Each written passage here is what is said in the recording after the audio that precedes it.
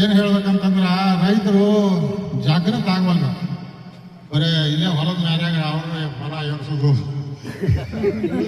ಇವ್ರ ಹೊಲ ಮ್ಯಾರ್ಯಾಗ ಏರ್ಸೋದು, ದಾರಿ ಬಿಡೋದು ಇಂಥವು ಮಾಡವಲ್ಬೇಕ. ಇನ್ಮ್ಯಾಗ ಹಂಗೇನು ಮಾಡೋದು ಬೇಡ.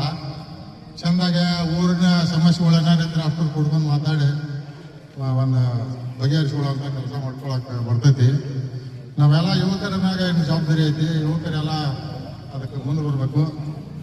ರೈತ ಸಂಘ ಅನ್ನೋದಕ್ಕಿಂತ ರೈತರು ಎಲ್ಲ ರೈತರು ಸಂಘನಾಗದಪ್ಪ ಹೊಸ ವಸ್ತ್ರ ಹಾಕೊಂಡವನು ಅವನ ಹೋಗ್ಲಿ ಅನ್ನೋದಿಲ್ಲ. ಎಲ್ಲ ರೈತರು ಒಕ್ಕಟ್ಟಾಗಿ ಏನೋ ಸಮಸ್ಯೆ ಇದ್ರೂ ಬಗೆಹರಿಸ್ಕೊಳಕ್ ಬರ್ತೈತಿ.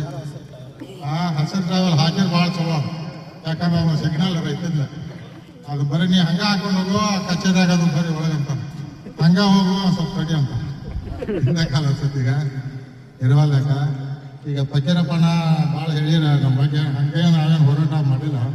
ಆದ್ರೆ ಪ್ರತಿ ಹೋರಾಟದಾಗೂ ಇರ್ತಿದ್ದೀವಿ, ಮುಂದೆ ಇರ್ತಿದ್ದೀವಿ. ಮೊದಲು ಲಾಠಿ ಚಾರ್ಜ್ ನಮಗೆ ಹಾಕಿತ್ತು. ಅಲ್ಲಿ ಹೋದಾಗ ಅವ್ರು ಹೇಳಿರ ಹೋಳಿಗೆ ಊಟ ಸಿಂಗಾರ ರೂಪಾಯಿ ಹೋಳಿಗೆ ಊಟನೂ ಮಾಡಿಸಿದ್ರು. 2-3 ದಿವಸ ಜೈಲಾಗ ಹಿಂದಿದ್ದಾಗ ಇದ್ದೀವಿ. ಎಲ್ಲ ಆಗ ನಮ್ಗೆ ದೊಡ್ಡ ಶಕ್ತಿ ಇತ್ತು. ಇಡೀ ಸರ್ಕಾರದ ನಡಗಿತ್ತ ಹಂಗೈತ. ಈಗಾದ್ರೂ